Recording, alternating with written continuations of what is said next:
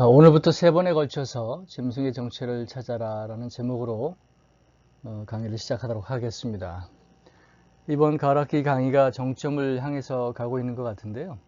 이스라엘과 성경이라는 큰 제목으로 이스라엘과 성경을 바로 이해하고 나아가서는 이 시대를 분별할 수 있는 예언서에 대한 바른 해석과 이해를 돕기 위해서 이번 강의를 하고 있는데, 결국은 성경에서 언급하는 짐승의 정체가 무엇인지, 기독교를 반대하고 하나님을 대적하는, 하나님 나라를 대적하는 그 짐승의 세력이 어떤 것인지, 이런 것들을 잘 이해해야 이 시대를 분별할 수 있고 성경을 바로 이해하는 그러한 지식을 가질 수 있기 때문에 이번 강의를 하고 있습니다. 짐승하면 여러 가지 그림으로 이렇게 표시되기도 하는데요. 약간 희화적이고 좀 무섭기도 하지만 이런 짐승이 나타난다는 얘기는 아니겠죠. 어쨌든 짐승에 대해서 논란도 많고 여러 가지 궁금증이 있고 다양한 해석들이 있는데, 좀 먼저 설명을 드리면 짐승이 하나님 나라를 대적했던 여러 제국들을 상징하기도 하고요. 그리고 마지막 시대에 나타나는 적그리스도를 상징하기도 하죠. 이런 것들을 분별하고 또 적그리스도의 정체가 어떤 것인지 이런 것들을 잘 알고 정리를 해 두어야 여러분이 사역을 하시고 목회를 하실 때에도 혼란스럽지 않은 설교를 그리고 성경 해석을 할 수 있을 것으로 믿습니다. 그래서 오늘은 적그리스도의 사실 정체를 밝히는 것인데요.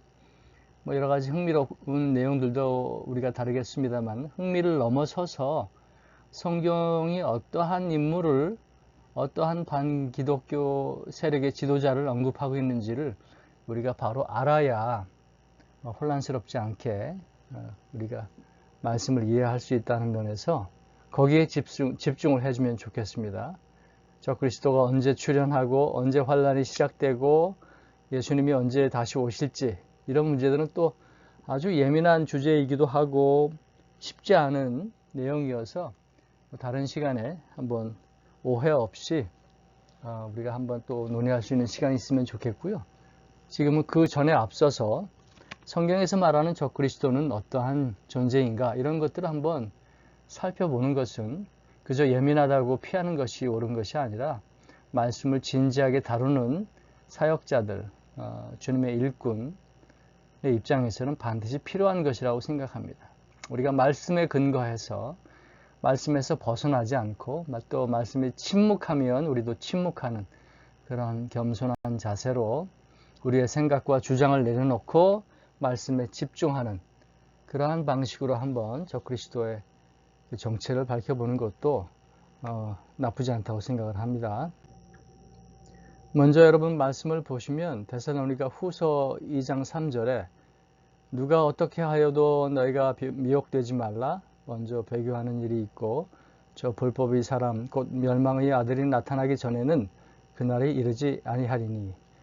그날이라면 예수님이 다시 오셔서 세상을 심판하시는 그런 날을 의미하겠죠.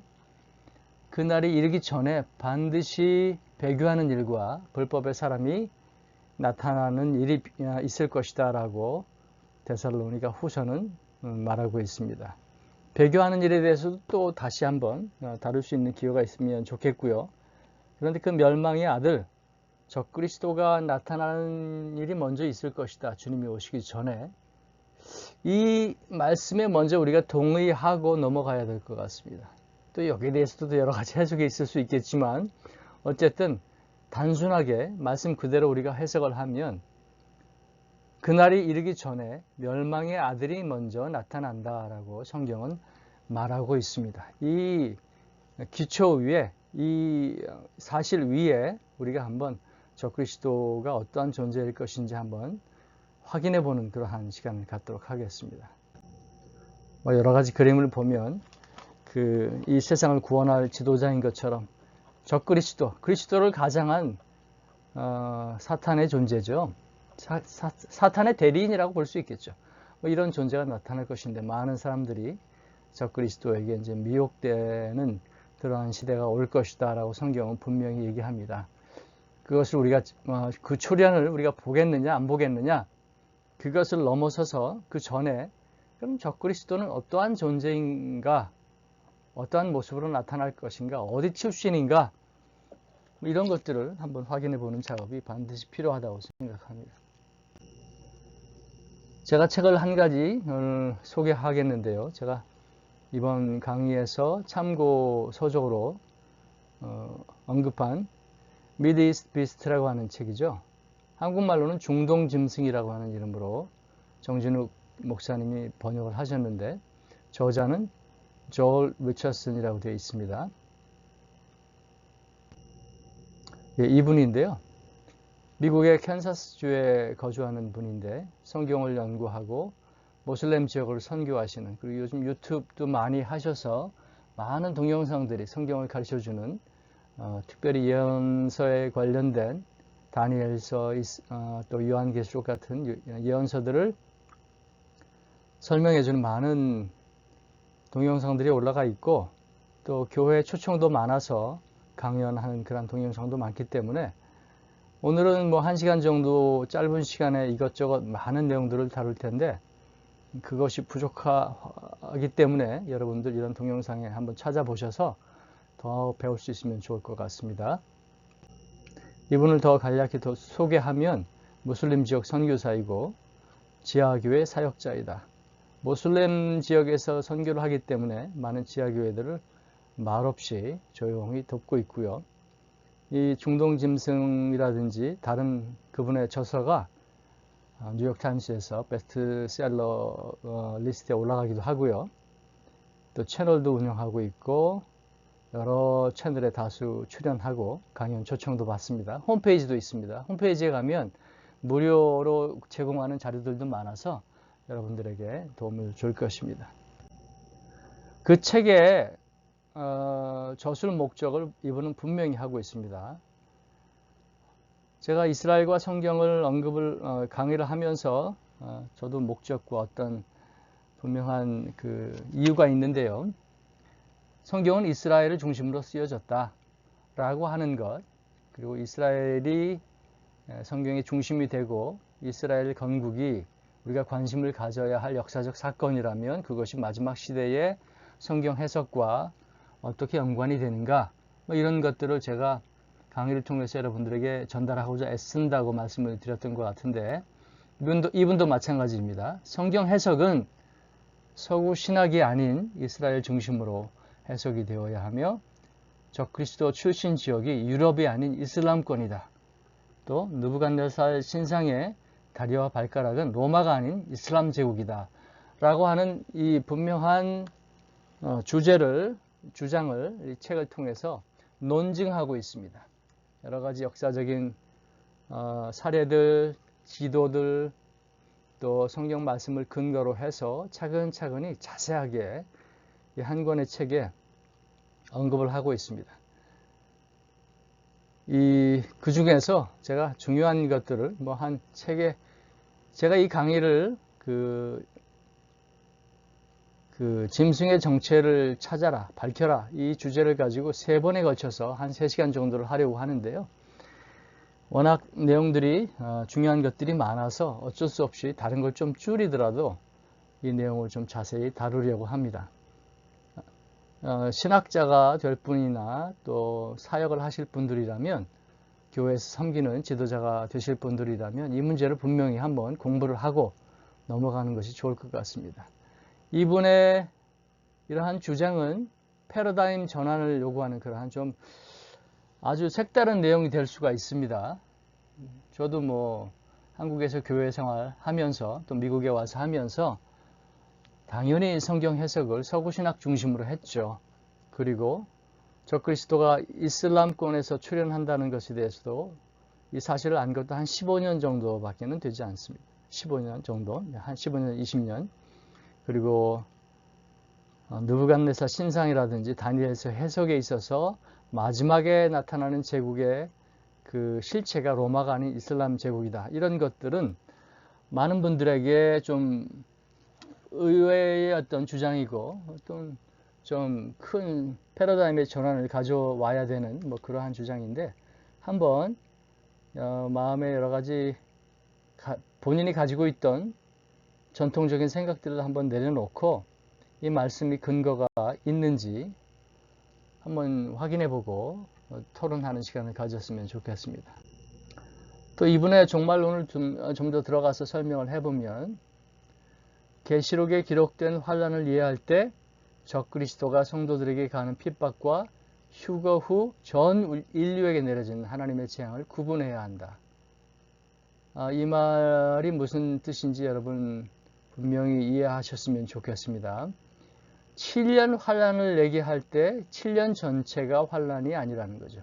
7년 전체가 적그리스도에 의해서 내려지는 환란 혹은 하나님이 인류에게 무차별적으로 내리는 환란이 아니라 적그리스도가 성도에게 주는 핍박과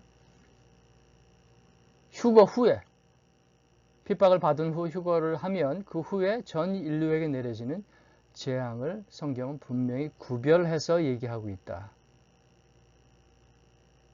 이 사실을 우리가 분명히 이해하고 시작을 했으면 좋겠고요. 또 말세의 성도들은 7년 환란을 통과하나 하나님의 재앙 전에 휴거를 받는다. 예. 앞에서 이 성도들에게 적그리스도가 주는 핍박과 하나님의 재앙을 구분해야 된다고 말씀드렸죠. 근데 적그리스도의 환란을 우리 크리스찬들도 받을 수 있지만 하나님이 인류에게 주시는 재앙은 우리가 받지 않는다. 그 전에 휴거가 된다. 이러한 생각이 기초하고 있습니다. 그리고 성경은 마지막 때를 이스라엘을 중심으로 기술하고 있다. 당연히 그렇게 되겠죠. 이것이 우리의 그 일관된 이번 강의의 주제였습니다. 그 중동짐승이라고 하는 책을 조금 그 목차를 좀 설명을 드리면 종말론을 우리가 해석할 때 어떤 방법이라든지 원칙이라든지 또 이슬람 적그리스도론 이것이 이 책의 분명한 주장인데 서론이 있고요. 그 다음에 적그리스도의 통치가 절대적인가 제한적인가 전 지구적인가 아니면 일부 지역인가 또 해석 방법의 어떤 원칙을 또 한번 설명을 하고 있고요. 또 다니엘서 2장에 느부갓네살의 금속 신상의 꿈에 대해서 설명을 하고 있고 7장에 네 짐승 환상 느부갓네살의 꿈과 다니엘의 환상이 다르면서도 비슷하죠. 같은 내용을 다시 한번 다니엘의 환상을 통해서 설명하고 있습니다. 또 그 왕의 백성이 와서 다니엘서 9장 26절의 말씀이 무슨 뜻인지 보고요. 8장의 작은 뿔 다시 결론부터 말씀드리면 작은 뿔은 적그리스도를 상징하죠. 먼저 이거를 분명히 이해하고 가면 좋겠습니다. 이 작은 뿔이 적그리스도라고 하는 해석은 뭐 전통적인 해석이나 아니면은 적그리스도가 이슬람권에서 나온다고 하는 해석이나 다 동의합니다. 작은 뿔이 적그리스도라는 것을 설명하고 있고 북방황이 누구인가? 그리고 적그리스도의 신학. 적그리스도가 기독교를 인들을 박해하고 하나님을 대적하는 그 생각, 그의 그 신학, 신학이라고 말하기는 좀 어렵지만 어쨌든 이런 그 배경을 한번 살펴보는 장이고요. 그리고 다니엘서 12장을 설명하고 요한계시록 12, 13, 17장을 설명하고 에스겔서로 넘어가서 곡과 마곡에 대해서 38장, 39장 이제 세 번에 걸쳐서 설명하고 있고요. 시편 83편에 대한 어떤 오해, 이사야와 미가 5장이 아수르 사람은 누구인가, 무슬림들을 사랑하는 일, 주님의 자비하심, 중보자들의 소망, 이러한 이분의 개인적인 어떤 세계 선교를 향한 이슬람권 선교를 향한 어떤 이분의 생각과 비전도 소개를 하고 있고요.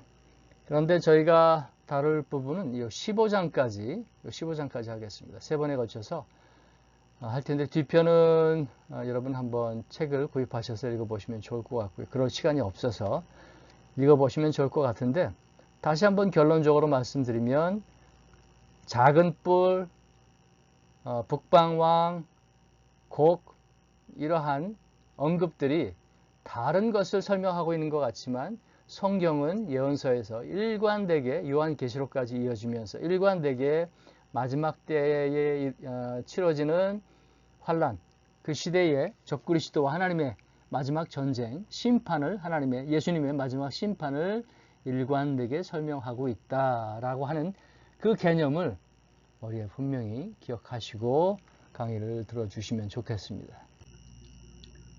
이분이 그 책에서 이런 언급을 했어요.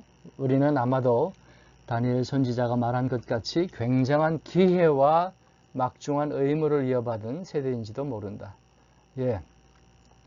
저뿐만이 아니라 많은 목사님들이, 많은 예언가들이, 성경 해석가들이 정말 환란의 때에 진입할 수 있는 그러한 마지막 시대에 살고 있다는 생각을 갖고 있죠.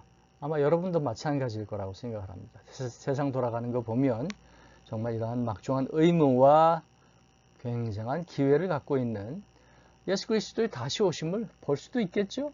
뭐 언제 오실지는 아무도 모르지만 뭐 그러한 시대에 살고 있는 가장 영광스러운 주님을 맞이하는 그러한 영광도 누리겠지만 그 전에 성도의 의무와 어떤 이 시대의 사명도 있다고 하는 것을 이분도 분명히 언급을 하고 있습니다.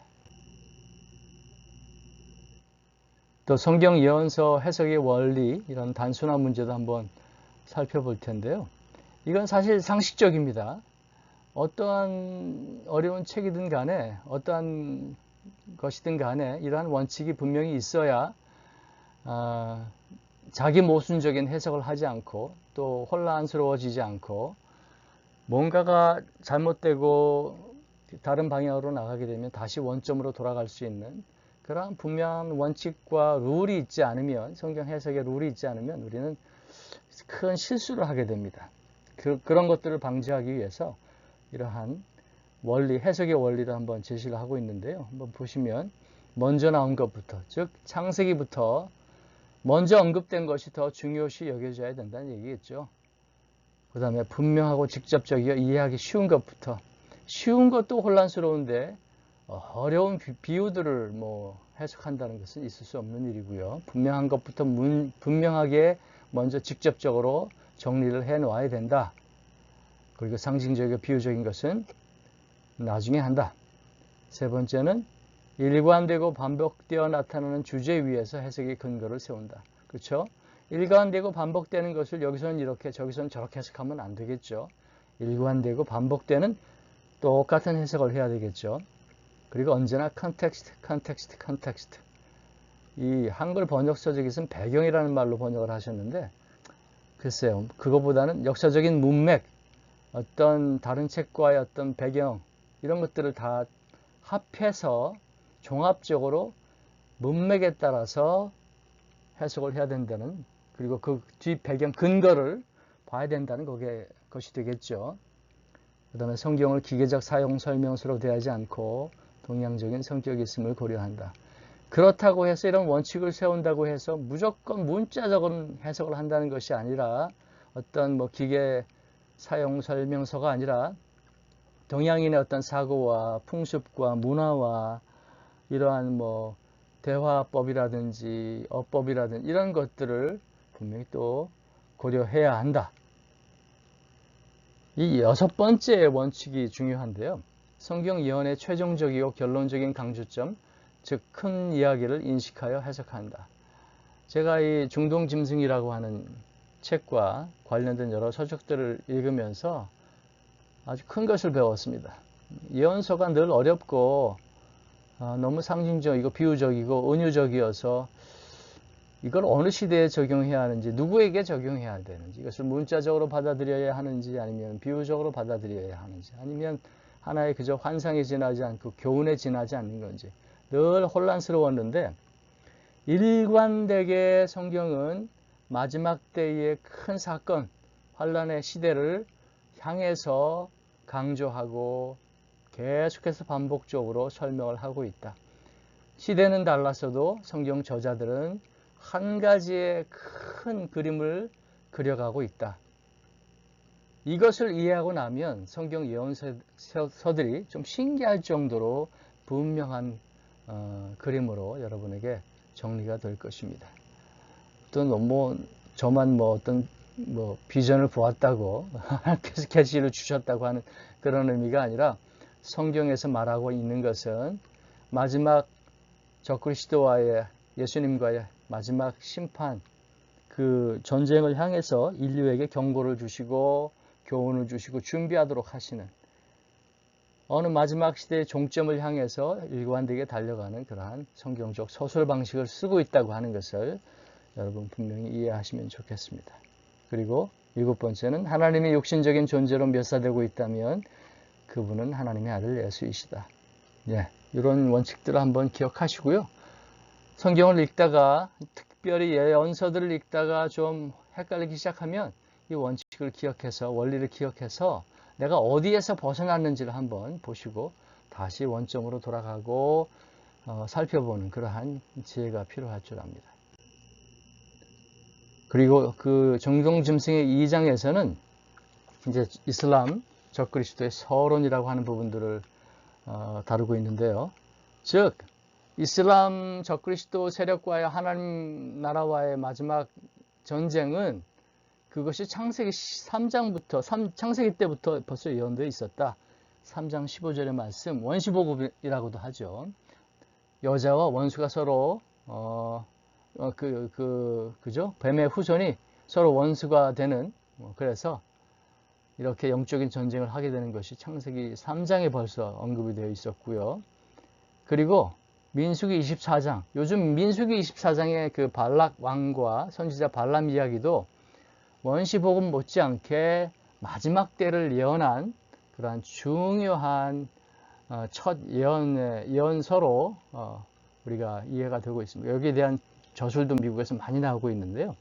한번 보시면 먼 장래라고 하는 표현이 있는데 그것이 신학적으로 마지막 때, 정말 마지막 때, 인류 역사의 마지막 때를 의미한다고 요즘은 결론이 모아지고 있습니다. 그리고 이사야서 25장의 말씀을 보면, 또 요한계시록 21장 4절에도 보면 특별히 모압이라고 하는 이슬람 지역, 모슬렘 지역에 있는 그러한 하나님 나라의 대적자들을 지칭하면서 마지막 영적 전쟁의 그 모습들을 묘사하고 있다고 하는 것. 이것이 뭐 그냥 예언서에서만 나오는 것이 아니라 성경 전체가 일관되게 가르치고 있다고 하는 예언이라고 하는 것. 이것이 이번 강의에 또 계속 반복되는 가르침이기도 합니다. 그래서 좀 시대별로 보면 모함, 에돔, 아말렉, 초기에는 아브라함 시대 때부터 이렇게 쭉 보면 이렇게 작은 지역에 그렇죠? 이스마엘과 이삭이 서로 분쟁하고 갈라지고 하면서 이슬람권과 그 유대인, 아브라함, 하나님의 아들 아브라함 간의 그러한 여러 가지 영적 전쟁들이 이제 막 일어나기 시작하죠. 그러면서 처음에 언급될 때는 모압이나 에돔이나 아말렉들이 하나님 나라를 대적하는 적그리스도의 세력으로 이제 언급이 되기 시작한다는 거죠. 처음에는 이렇게 별로 크지 않은 영역에서 그런 일들이 벌어졌겠지만, 또 예언서에 보면 오바다도 그렇고요, 에스겔 25장도 그렇고, 에스겔 30장도 그렇고, 스바냐 2장도 그렇고, 에돔에 대한 주님의 심판, 이스라엘 주변 국가들에 대한 심판, 애굽, 수단, 리비아, 아라비아, 아프리카까지 이렇게 넓어지고는 있습니다만 다 주의 나라에 이러한 나라들이 심판을 받을 것이다. 또 스바냐 2장도 이스라엘 주변 나라들에 대한 주의 분노의 날을 또 묘사하고 있다. 특별히 스바냐는 이스라엘 전 지역을, 가제 지역을 포함한 이스라엘 전 지역을 언급하면서 유다 포로들을 해방시키는 일도 묘사하고 있다. 또 요엘서 3장도 레바논과 가사가 이스라엘 땅을 나누는 것에 대해서 심판하신다.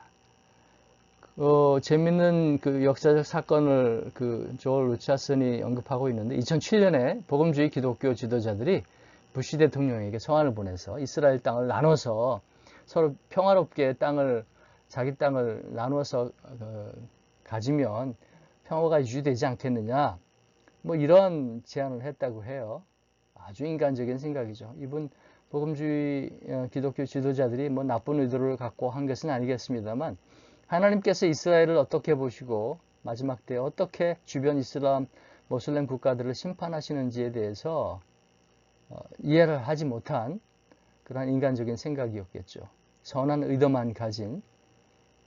그리고 적그리스도 연합군이 이스라엘을 공격하고 이스라엘 백성들이 포로로 잡혀가며 들어와 시돈, 블레셋, 새 하나님이 보수하실 것을 성경은 일관되게 얘기하고 있다. 요즘 헤즈볼라와 하마스와의 그 전쟁이 벌어지는 것을 보면서 이 말씀들이 구체적으로 실현되는 것이 아닌가 라고 보는 분들도 요즘 계십니다. 근데 그렇게 보지 않을 수 없는 그런 일들도 많이 벌어지고 있어서 우리 모두 예의주시를 해야 될 것 같습니다. 또 블레셋, 에돔, 드단 이런 지역까지 점점 하나님 나라를 대적하는 그런 세력들이 이제 확장되기 시작하죠. 또 이사야 34장도 나와 있고요. 이사야서 63장도 나와 있고요. 한번 여러분들 이 말씀들이 다 올라왔으니까 읽어보시면서 정말 그런가 하고 확인을 해보시면 좋겠습니다. 스바냐 2장은 또 아수르, 이집트, 리비아, 구스, 모압도 언급을 하고 있다.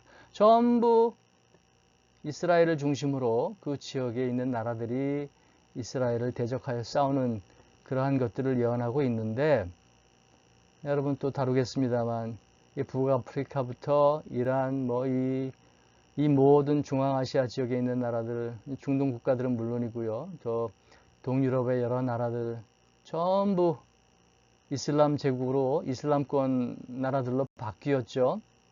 그것이 절대 우연이 아닙니다.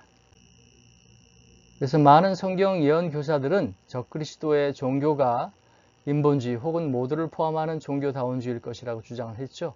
그 이유가 적그리스도가 유럽에서 나온다. 또 유대인이다. 뭐 이런 조금 어떤 근거를 찾기가 쉽지 않은 좀 잘못된 신학으로 예언서 해석으로 나오는 그러한 증거들을 가지고 이러한 주장을 했어요. 그러나 성경은 유럽 나라들을 주의 날의 심판 배경으로 지목하지 않는다. 그 마지막 때 로마에서 적그리스도가 나와서 이스라엘을 공격하고 뭐 여러 가지 이론들이 있는데 안타깝게도 성경은 유럽의 나라들을 한 번도 언급하지 않습니다. 다 추측에 지나지 않습니다. 그리고 그 책의 3장에서는 적그리스도의 통치가 제한적인가 이 문제도 다루고 있는데요. 이것도 사실 중요한 것입니다. 물론 마지막 때에 그 전 세계 모든 인류를 지배하고 이스라엘을 대적하고 크리스천들을 핍박하는 일들이 동시에 있을 것입니다. 저도 그렇게 믿습니다. 그래서 어떻게 보면 이중적이죠. 여러 가지 딥스테이트, 글로벌리스트, 적그리스도가 장악한 그런 모든 반기독교 세력들이 크리스찬들을 박해하고 교회를 박해하고 하는 일들이 이스라엘을 공격하고 이스라엘을 박해하는 그러한 성경적 예언과 동시에 벌어지는 그러한 시대가 벌써 그런 시대에 진입을 했죠. 올 것이라고 생각을 합니다. 하지만 우리가 말씀을 이해할 때에 성경을 이해할 때에 성경은 분명히 먼저 적그리스도의 통치는 제한적이라고 얘기를 하고 있습니다. 제가 적어놓은 것을 보면 성경 주요 예언에 대한 은유적 해석의 문제는 즉 성경을 그 문자를 중심으로 해서 그 말씀 그대로를 받아들이는 것이 아니라 은유적으로 적그리스도의 출현까지를 로마라든지 유럽에서 출현하는 것까지는 이해하는데 전 세계적으로 적그리스도가 통치하고 지배하고 인류를 핍박한다는 문제에 대해서 성경은 구체적으로 언급하지 않습니다. 근데 적그리스도의 왕국 혹은 연합이 지구상의 모든 나라들을 포함한 절대적이고 우주적인 것이라고 생각을 하면서 확대 추측하는 거죠. 그렇게 하면서 적그리스도의 역할에 대해서 그의 존재에 대해서 정체에 대해서 많은 오해가 생긴다고 하는 것을 이 책은 지적하고 있습니다. 하지만 성경은 강력하지만 한정된 제국을 적그리스도가 통치한다고 설명하고 있다.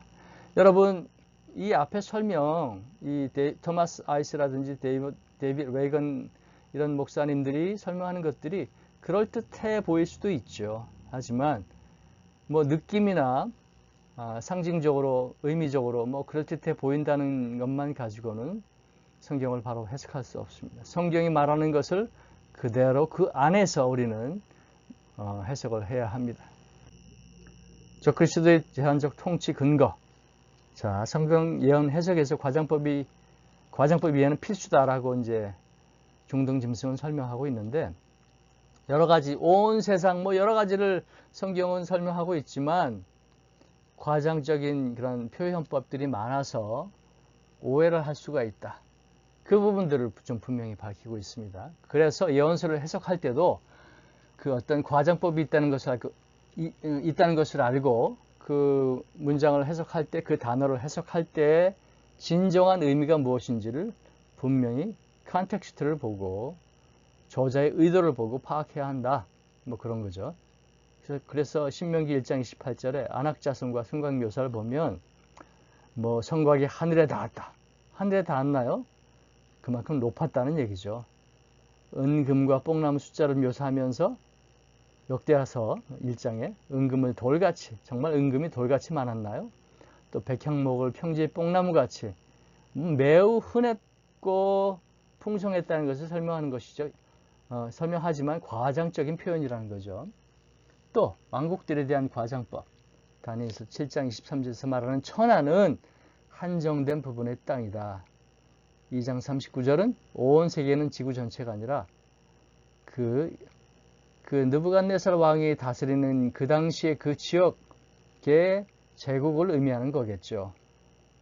우리 한국이나 중국에 사는 사람들은 느부갓네살 왕을 잘 몰랐겠죠. 또 느부갓네살이 거기까지 가서 통치한 건 아니고요.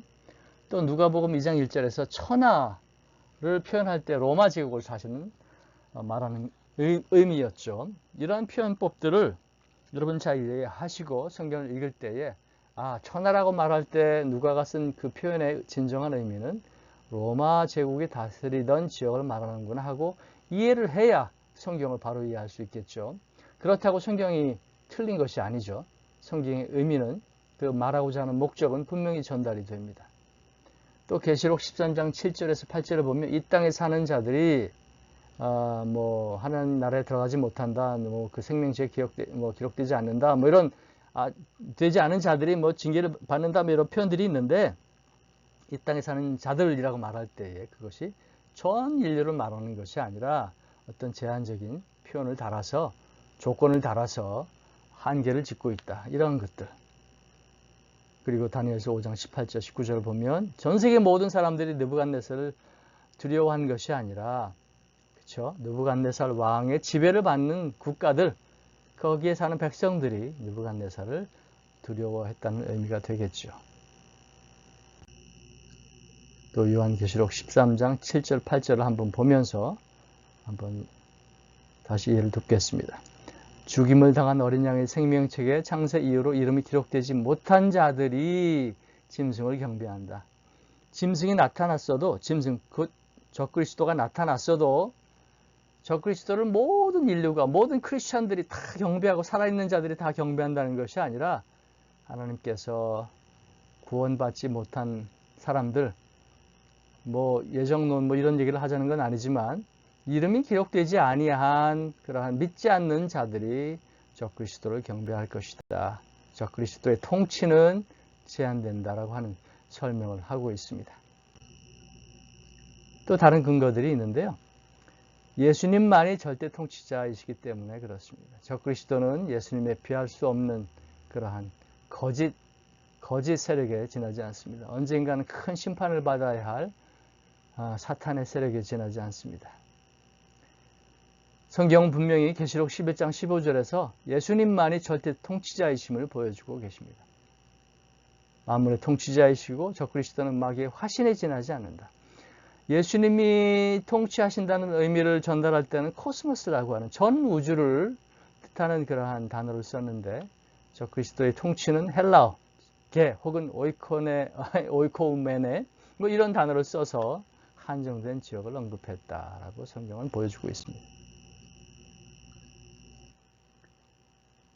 여기 보면 세상 나라가 우리 주와 그의 그리스도의 나라가 되어 그가 세세토록 왕노릇 하시리로다 하니, 세상을 말할 때에 코스모스라는 단어를 썼습니다.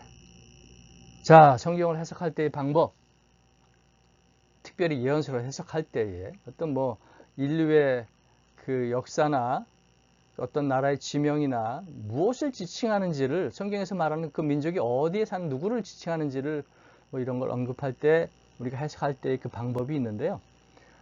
몇 가지, 두 가지를 제시해서 우리가 어떤 것을 따를 것인가 설명을 하고 있습니다. 어느 나라들이 적그리스도를 따르는가의 문제를 우리가 보자는 거죠. 조상 이동 방법이 있는데 고대인들이 혈통적으로 어디에 살다가 어디로 이동했고 하는 혈통을 따라가는 방법입니다. 혈통을 따라가면서 그들의 현재 거주 지역과는 상관없이 그러한 민족성, 그러한 혈통을 가진 사람들이 적그리스도를 따르는 세력이 될 것이다 라고 하는 뭐 ancestral migration method라고 해서 그런 방법이 있고요. 또 극단적 은유 방법을 피하기 위해서는 문자적이고 어떤 역사적인 방법으로 해석을 해야 된다고 보는 그러한 해석 방법이 있습니다. 위에 말한 조상이동 방법은 은유적인 방법 혹은 여러 가지 오류를 낳을 수 있는 방법이 되기 때문에 좀 문제가 많다. 그러나 문자적으로 접근을 해서 고대 이름과 사람들을 종말시대 최후의 성취와 연관이 있다고 보고 그 지역을 연구해야 된다. 성경에서 말하는 지역이 어디인가를 보고 현재 그 지역에 사는 사람들을 보는 성경 연구가 필요하다. 혈통을 쫓아서 여기저기 다 이동되는 경로를 따라서 성경을 연구하는 것이 아니라 현재 어느 지역을 언급하고 있는가라고 하는 그러한 접근이 필요하다고 하는 것이죠. 그래서 예언 문자적인 방법을 써야 한다고 리처스는 주장하고 있는데, 보편적인 위치, 우리가 보편적으로 생각하는 위치에 따라서 예언 당시 땅이나 사람들의 위치를 파악하고 오늘날 이 지역에 거주하고 있는 사람들이나 나라를 살펴보는 방식이다. 그리고 이 방식에 대해서 또 학자들이 많이 동의를 하고 있어요. 가장 좋은 해석 방법이다. 그 구약의 언어학자 글리슨 아처라는 사람도 그렇게 동의를 하고 있는데, 현재 예를 들어서 그 터키라고 하는 지역에 현재 모슬렘화 돼 있죠. 그 곡과 마곡 전쟁이라든지 나중에 다루겠습니다만, 곡과 마곡 전쟁에서 언급하는 여러 지역들이 사실 동유럽이나 러시아를 언급하는 것처럼 잘못 혈통을 쫓아가다 보면 이상한 해석을 하게 되는데, 현재 그 에스겔서에서 언급하는 그러한 지역들이 문자적으로 또 예언적으로 그 지역 사람일 거라는 것을 알게 되면 성경이 크게 해석이 달라진다는 거죠. 즉 이스라엘 땅과 지속적으로 폭력적 적대 관계를 가졌던 그 지역이 어디였느냐, 이런 것들을 분명히 확인해 보면 문제가 쉽게 풀린다는 것. 또 이것들을 선지서에서 반복적으로 설명을 하고 있기 때문에, 일관적으로 설명을 하고 있기 때문에 하나님의 백성들이 들을 대적하는 그 원수들이 거주하는 지역이 어디냐, 이런 것들을 보면, 문자적으로 보면 해석이 쉬워지고 밝게 보여진다는 것이죠. 그런데 결론을 먼저 말씀드리면, 성경은 예수님 재림 후에 심판을 받을 지역을 중동과 북아프리카 지역으로 지목하고 있다. 예, 여러분 잘 기억하십시오. 심판받는 지역은 중동과 북아프리카 지역이다. 모슬렘만이 심판받는 것은 아니고, 꼭 이슬람이라고 하는 종교가 사실은 앤티 크리스천적인 그러한 종교이긴 하지만 그들만 심판을 받는 것이 아니고 하나님을 적대시하는 모든 그 지역에 사는 사람들도 하나님을 믿지 않는다면, 예수를 믿지 않는다면 심판을 받을 대상이 된다. 이렇게 이해를 해야 하고요. 또 성경이 강조하는 것을 우리도 강조하지만 잠잠할 때는 성경이 말하지 않고 언급하지 않으면 확대 추측하는 그러한 오류는 범하지 말아야 한다라고 결론을 맺어야 합니다. 우리 금신상, 다니엘서 2장에 나오는 금신상을 보면 이 금신상을 통해서 다니엘은 무엇을 강조하고자 했을까요? 적그리스도와 그를 따르는 자들과 인자로 표현되는 메시아의 재림 후 최종적으로 구원받는 하나님의 백성 사이의 그 최후 전쟁을 의미한다. 적그리스도를 따르는 자와 하나님의 백성 사이의 최후의 전쟁이다. 그거를 언급하기 위해서 여러 제국이 있었지만 느부갓네살의 왕국 바벨론을 중심으로 해서 쭉 이어지는 적그리스도 세력의 제국들을 언급하고 있는 것이 금신상이다. 그 의미가 되겠죠. 그래서 적그리스도 제국의 위치나 그 출현의 때나 하나님의 백성에 대한 핍박의 성격이나 적그리스도의 동기, 메시아의 최후의 승리, 이어지는 메시아 왕국, 이기는 자들의 인격과 인내와 믿음을 다루고 있다. 다니엘서가 이런 것들을 강조하고 있다. 그래서 요한계시록을 해석할 때는 반드시 다니엘서를 같이 놓고 봐야 되는, 이건 아주 상식적인 거죠. 그래서 보면 맨 위에 금으로 된 것은 바빌론 제국이고, 은은 메대와 바사고, 동은 헬라 제국이고, 네 번째 다리가 어디냐? 이게 이제 또 책의 핵심이 되는데, 중동 짐승은 분명히 이슬라믹 캘리페이트라고 되어 있죠. 이슬람 제국을 상징한다. 지금은 로마로 많은 교회들이, 많은 신학자들이 로마로 해석하고 있는데 여기에 대해서 강한 의문을 제기하는 것입니다. 그리고 그 이슬람 제국의 마지막에 그 발가락, 또 열불로도 이제 묘사가 되죠. 다른 책에서는, 다른 예언서에서는 열불로도 묘사가 되는데, 이러한 세력들이 나타나서 마지막에 하나님의 백성과 큰 전쟁을 벌일 것이다. 이런 것이 핵심이 되겠습니다. 근데 로마 종말론, 아까 말씀드렸듯이, 그림에서 보았듯이 로마가 마지막 제국이다라고 하는 그 종말론에 그 네 가지 어떤 기둥이 있는데요. 그들이 증거로 삼는 것이 있는데, 우선 느부갓네살의 그 금속 신상은 뭐 공통적이고요. 또 네 짐승에 대한 다니엘의 환상도 다 중요한 증거가 되겠죠. 근거가 되겠죠. 그런데 다니엘서 9장 26절에 장차 나타날 왕의 백성, 그죠? 이 백성들이 누구냐? 이 백성들이 하나님의 거룩한 곳을 무너뜨리고 하는 반기독교적인 전쟁을 이제 벌이게 되는데, 이것이 이제 로마에서 나오는 적그리스도 세력이라고 일반 전통적인 해석은 보고 있습니다. 그리고 요한계시록 17장에 7산 위의 도시, 7산 위에 있는 도시였기 때문에 이것이 로마다. 로마가 7개의 그 언덕 위에 세워져 있는 도시라고 하는 것도 하나의 근거가 되었어요. 근데 더 정확하게 보면 또 10개라고 하더라고요. 근데 7개의 언덕이 아닙니다. 7산 위에 세워진 도시였습니다. 7산, 산입니다. 이거 원어를 나중에 살펴볼 텐데, 산이라고 하는 것은 어떤 제국을 의미합니다. 언덕, 작은 언덕이 아니라 제국을 의미합니다. 온 세상을 지배하고 하나님 나라를 대적했던 적그리스도가 지배했던 7제국, 그걸 의미하는 거죠. 그렇게 보셔야 합니다. 금신상을 또 다시 보면 또 여러분 다 아시겠습니다만, 바벨론, 메데와 바사, 그리스, 로마로 이렇게 해석을 해왔는데, 여러분 기억할 것은 각 왕국들의 이전 통치 영역을 이어받았습니다.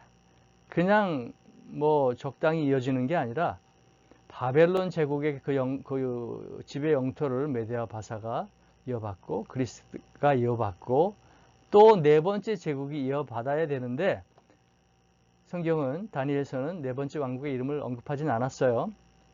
근데 네 번째 제국이 이제 전통적으로 로마로 보는 거죠. 그런데 정말 로마였을까? 그 근거를 한번 따져볼까요? 자, 여러분, 여기 이라크가 있고 바벨론 제국이 여기를 중심으로 세워져 있었겠죠. 그런데 로마 제국의 영토, 잠시 동편으로 몇십 년 지배한 적도 있었지만, 대부분의 로마의 영토는 이 그림에 그려져 있는 이 지역을 지배하고 있었습니다. 여기가 로마의 영토였습니다.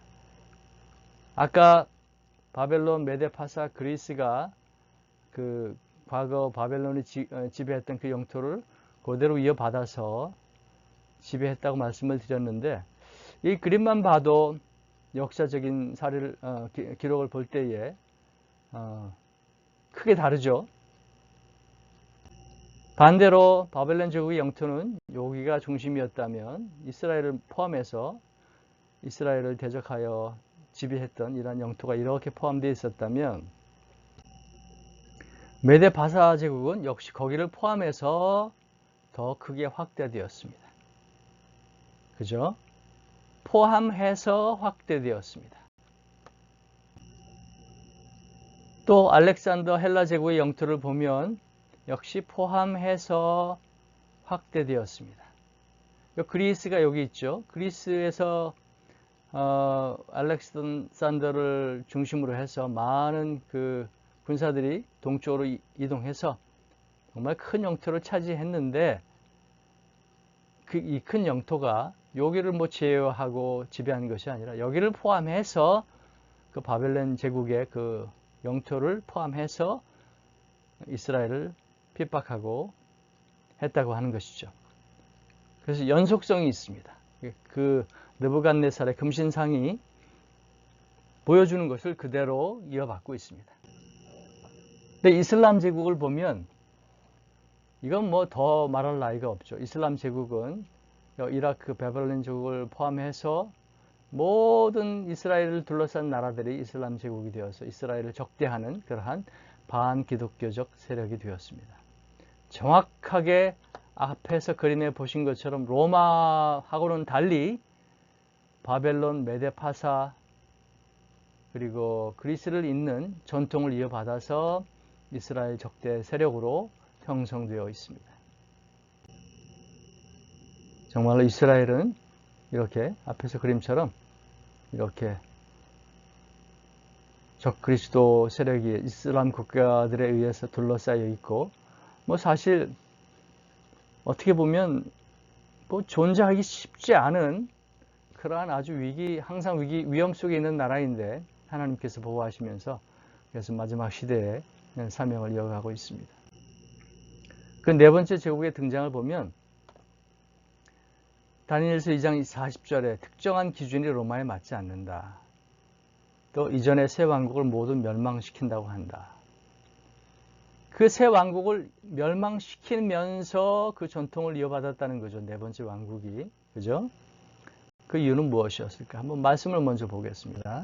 2장 40절에 보면 넷째 나라는 강하기가 쇠 같으니 쇠는 모든 물건을 부서뜨리고 이기는 것이라 쇠가 모든 것을 부수는 것 같이 그 나라가 문 나라를 부서뜨리고 찌을 것이며 그렇죠. 이슬람 제국은 사실 무서운 종교와 신앙 그리고 그 통치 이념을 가진 국가들이죠. 이슬람 제국이 한번 들어서면 영역을 확대하기 시작하면 그 지역의 문화, 전통, 역사 모든 기록들 남아나질 않습니다. 다니엘서 22장 40절이 언급하는 그러한 행태를 그대로 보이죠. 부순다는 의미가 뭘까? 지역적인 정복이다. 물론 지역적으로 모두를 차지해서 그 지역의 모든 것들을 파괴한다는 의미가 되겠죠.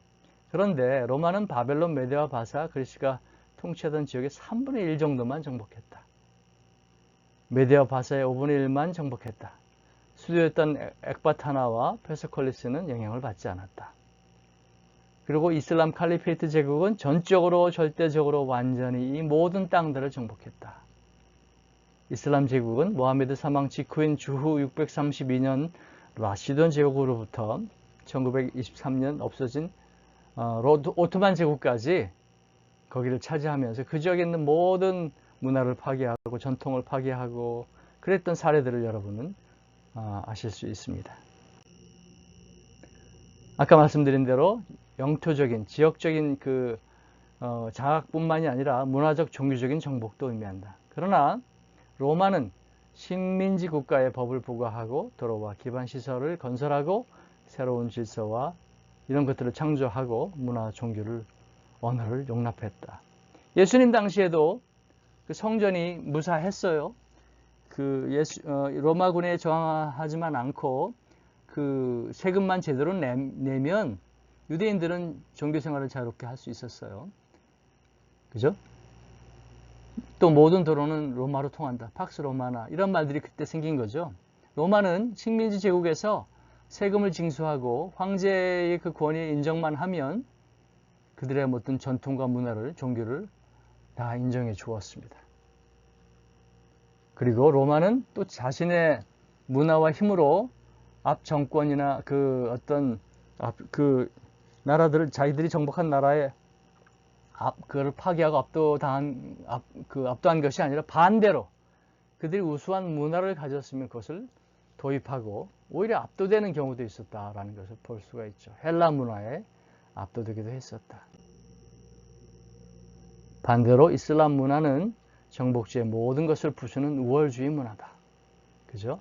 이데올로기, 신학, 이상의 규칙과 명령이다. 이런 일들이 지금 미국과 한국에서도 막 벌어지고 있습니다. 유럽에서는 말할 것도 없고요. 이슬람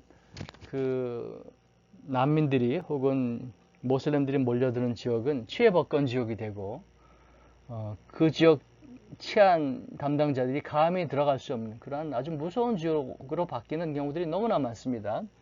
또 이슬람의 생활 방식은 또 그들의 알라의 이슬람의 법은 복종한다는 의미다. 복종하지 않으면 뭐 살아남을 수가 없는, 그죠? 그러한 법을 자기들만의 그러한 커뮤니티 내에서 그것을 시행하면서 그 지역 문화를 파괴해 간다. 이거 어떤 뭐 종교적인 그들의 문화에 대한 차별, 편견이 아니라 이것은 실제적인 사례들이죠. 이스탄불에 있는 하기야 소피아 성당이 지금은 박물관이자 회계 사원으로 바뀌어 있다는 것. 다니엘서 2장 40절의 말씀을 완벽히 만족시키는 말씀이 아닌가요? 하기야 소피아 성당. 현재 이렇게 멋있게 되어 있습니다만 그 안에는 전부 모스크로 바뀌어서 그 이슬람, 모슬렘들의 예배처가 되고 있습니다. 네 번째, 제국의 쇠락. 다니엘서 2장 34절, 35절을 보면 네 번째 왕국이 어떻게 제국이 멸망되는지를 보고 있는데, 손대지 아니한 돌이 와서, 물론 예수님을 상징하죠. 그런데 여기서 우리가 주의를 기울여야 할 것은, 물론 예수님께서 이 모든 악한 세력들을, 적그리스도의 세력들을 다 무너뜨리신다는 그것도 우리가 주목해야 하지만, 그때 새와 진흙과 녹과 은과 금이 다 부서져. 이 말씀에 여러분 집중해야 합니다. 이것이 동시에 없어졌습니다. 이미 없어진 나라들 아닌가요? 은과 금, 녹 이런 것들은 이미 다 역사적으로 오래된 사라진 나라들인데 예수님께서 다시 오시면 이것들을 동시에 멸망시키신다. 그 말은 이슬람 제국이 멸망될 때 바벨론과 메데아와 바사, 그리스의 문화와 전통 그 지역의 모든 반기독교적 세력들이 동시에 멸망할 것이다. 이것을 의미하죠. 이게 무슨 말일까요? 그래서 우리가 이 이슬람 적그리스도론을 이해할 때 우리가 먼저 벗어나야 할 것이 서구 중심 세계관에서 벗어나야 한다. 우리는 서구 신학을 많이 배웠죠. 서구 신학과 그 전통 성경적 가르침이 우리에게 많은 이익을 주고 한국 교회를 융성하게 하는 좋은 복음주의의 전통도 있습니다만, 예언서 관련 해석에서는, 또 이스라엘 관련 해석에서는 좀 여러 오류가 있었던 것도 우리는 인정을 해야 합니다. 서구인들, 기독교가 융성했던 서구를 중심으로 해석된 많은 부분들이 오류가 있었다는 것을 우리가 한번 살펴봐야 합니다. 이 꿈은 그 바벨론 제국의 왕이었던 느부갓네살에게 주어졌지만 그 전통이 어디로 이어졌느냐, 로마 제국이 왜 포함되지 않았느냐, 이거는 한번 우리가 살펴봐야 한다는 얘기죠. 성경에 한국은 나오지 않습니다. 성경에 유럽은 잘 나오지 않습니다. 성경에 미국은 나오지 않습니다. 성경은 철저하게 이스라엘 중심으로 기록되어 있습니다. 또 바벨론의 미래를 보면 뭐 여기 역사적인 사례들인데 여러분 이거 한번 시간이 많지 않아서 자세히 읽어보시면 좋을 것 같은데, 메데아와 바사를 헬라가 정복했고 알렉산더 사망 후 사분화됐다. 여러 왕조들이 있었죠. 그 중에서도 셀루시드 왕조를 여러분 잘 기억하셔야 되는데, 이 셀루시드 왕조를 이어받으면서 거기에서 이제 적그리스도의 세력들이 나오게 되는 그러한 것들을, 이번 역사적인 사례들을 한번 그 기록들을 한번 잘 읽어보시고요.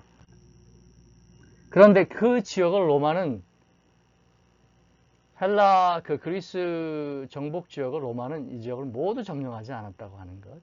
메디아와 바사 그리스도의 그 그리스의 지도와 비교하면 로마의 통치 영역은 현저하게 서쪽으로 치우쳐져 있다. 앞에서 말씀드린 거 다시 한번 강조하는 셈인데요. 로마 제국의 영토를 보면 여기 그리스 세력은 여기 터키나 그 헬라 그리스를 중심으로 여기에 좀 있었습니다만 여기는 포함됩니다만 여기가 비어 있죠. 이 지역은 통치를 하지 않았다고 하는 것. 그리고 그 이슬람 세력의 뒤에 나올 철과 흙이 혼합된 발은 무엇을 상징할까? 네 번째 왕국을 두 단계의 전개 과정으로 표현한다. 네 번째 왕국이 들어설 텐데 그것이 그 철과 흙이 합해진 그러한 10개의 분열된 나라들로 갈라지는 그러한 때가 올 것이다 라고 이렇게 설명을 하고 있다는 거죠. 근데 다니엘이 이것이 다섯 번째 분리된 제국이 아니라 연결되어 있기 때문에 자연스럽게 철과 흙으로 분리가 될 것이기 때문에 이렇게 쓰고 있다. 근데 지금 현재 부활한 이슬람 제국의 형태를 자세히 보면 그러한 것을 우리가 알 수 있어요. 1923년 오토만 이슬람이 이제 멸망을 했습니다만 자연스럽게 지금 이슬라믹 캘리페이트 그 이슬람 제국을 형성하려는 만들려는 노력들이 아주 집요하게 이루어지고 있죠. 특히 터키가 그것을 주도하고 있는데 그러면서도 이들은 잘 합해지지가 않습니다. 10개의 제국으로 나눠질 그 세력으로 나눠질 가능성이 매우 크죠. 지금도 벌써 그 아랍권 내에서 많은 분쟁이 그 분열이 있는 것을 우리가 볼 수 있습니다. 그래서 다니엘서 2장 41절을 보면 동서로마가 아니라 이슬람의 그 변천사를 보면 이해하기 쉽다. 모하메드 사후 시아파와 수니파가 분열되고 또 그 분열이 계속 이어지면서 사실 아랍 국가들은 이스라엘을 적대시하고 미국과 서방 세력과 싸울 때는 힘을 합치는 것 같지만 자기들 세력 내에서도 모하메드를 잇는 가족들을 추앙하는 그러한 세력들 아니면 그 주변 신하들의 그 왕국을 추종하는 세력들 해서 수많은 분열이 또 그들의 종교 형태에 따라서 분열이 이루어지고 있습니다. 그러므로 적그리스도 세력이 이렇게 마지막에 통일될 것이다. 그것은 특별히 어떤 잘못된 가정에서 나온 추측이 아닌가 생각을 합니다. 또 창세기에서도 16장에 보면 아랍 국가들의 분열과 적그리스도 제국의 분열을 말하고 있다. 이슬람을 통일시키는 것은 유대인에 대한 증오와 이스라엘 멸망에 대한 소원. 이것 한 가지 외에는 이들 자체가 벌써 서로 내부에서 분열되고 갈등하고 싸우고 서로 파괴하는 그러한 속성을 가지고 있다는 것을 보여주고 있습니다. 혼합된 제국, 섞인다는 말이 무엇인지를 한번 살펴보면요. 아람어인데 함께한다, 결합한다 뭐 이런 의미인데 이것 자체가 아랍이라고 하는 뜻이 그 말이라는 거죠. 근데 아랍 족속들은 정말 많은 피들이 여러 인종이 섞인 그러한 민족이라는 것을 여러분 알 수가 있고요. 고대 중동 사회에서는 사막에 거주하는 사람들을 의미했다라고도 보고 있고 히브리어로는 에레브라는 말인데 섞인 무리라는 뜻이다. 이런 것을 한번 상식적으로 우리가 이해를 하고 가시면 좋겠습니다. 결론적으로 보면 철 다리가 이슬람 제국을 나타낸다면 다니엘 2장의 메시지는 주인 아래 무슬림 나라들과 이스라엘 주변국들을 심판하심을 말하는 다른 연서들과 잘 조화가 된다. 예, 제가 이 책을 읽고 또 성경을 새롭게 보면서 맺은 결론도 같습니다. 이슬람 세력이라고 이슬람 제국이라고 결론을 내리고 그 지역 이스라엘을 중심으로 한 그 지역의 역사와 문화와 전통 여러 가지 종교의 변화들을 쭉 보면 성경과 매우 아주 일치하는 그러한 해석을 내릴 수 있고 시대적인 여러 가지 예언들을 성취해가는 이루어가는 그러한 말씀이라는 것을 우리가 분명히 이해할 수가 있습니다. 또 6장, 이 책의 6장, 다니엘서로는 이제 7장이 되겠죠. 7장에 보면 다니엘은 또 네 짐승에 대한 환상을 보는데 그 환상도 느부갓네살 왕이 본 환상과 비슷한 내용으로 다른 부족한 부분들을 더 보충해서 설명해 주고 있습니다. 느부갓네살 신상과 평형을 이루고 거기에 비유해서 볼 때 날개 달린 사자는 바벨론, 몸 한편을 들은 곰은 메대와 파사가 되는데 새 갈빗대는 메대와 파사, 바벨론을 의미한다. 네 머리를 가진 표범은 알렉산더의 그 그리스 제국이다. 이런 것들을 우리가 볼 수가 있고요. 좀 더 설명을 하면 역시 비슷한 내용이 되는데 다니엘 2장처럼 부수고 삼키고 밟아버리는 것이 네 번째 짐승의 특징으로 묘사되고 있다. 또 네 번째 왕국은 열불로도 묘사가 된다. 열불은 연합된 적그리스도의 세력이다. 작은 뿔은 적그리스도. 제가 서두에서 작은 뿔, 북방왕, 곡 뭐 이런 것들이 일관되게 적그리스도를 상징한다고 말씀을 드렸습니다. 여기서도 느부갓네살 끈보다 더 확장시켜서 지도자를 소개하고 있는데 작은 뿔로 묘사를 했습니다. 또 유대인들도 많은 랍비들이 열뿔을 아랍이나 중동 왕국으로 보고 있다. 그런데 많은 학자들이 다니엘서 7장 11절 12절에 있는 것을 근거로 적그리스도 제국이 멸망한 후에도 다른 새 왕국이 존속하는 것으로 본다라고 하는데 그래서 이것을 억지로 해석을 하다 보니까 영국, 미국, 곰, 독일 이런 나라들이 이렇게 곰, 표범, 로마 를 상징한다. 이렇게 좀 복잡하게 해석을 하는데 사실은 그런 말씀이 아니라고 하는 것이죠. 내 왕국이 동시에 존재하는 것을 의미하지 않는다. 적그리스도의 제국은 완전히 파괴되나 그 안에 존속하는 이전 제국들의 속성이 존속한다는 의미이지 적그리스도가 예수의 심판으로 파괴될 때에 그 존재는 막을 내리게 된다는 것이죠. 자, 마지막입니다. 다니엘서 7장의 목적입니다. 완전하고 결정적인 적그리스도 제국의 멸망과 이전 제국들의 멸망을 평형으로 놓고 비교하고 있다. 또 앞으로 나타날 영원히 멸망하지 않는 메시아 왕국을 비교하게 된다. 이런 것들이 오늘 여러분들에게 정말 빠르게 설명하려고 했던 이슬람 적그리스도론의 어떤 개요였는데요. 이것으로 충분하지 않습니다. 앞으로 두 번을 더 우리 에스겔서나 또 요한계시록을 중심으로 해서 부족한 부분들을 메꿔주고 보충해서 왜 우리가 성경을 그 예언서들을 적그리스도의 그 이슬람권에서 나오는 적그리스도에 대한 이해를 우리가 분명히 정립을 해야 되는지는 한번 설명을 드리고 한번 논의하는 시간을 갖도록 하겠습니다. 여러분 좀 어려운 내용들을 많은 그 설명을 통해서 알려드리려고 해서 좀 복잡한 부분들도 있었는데 천천히 한번 그 책도 읽어보시고 성경도 이 해설에 근거해서 다시 한번 읽어보시면서 정리를 해 나갔으면 좋겠습니다. 우리 다음 시간에 만나겠습니다. 감사합니다.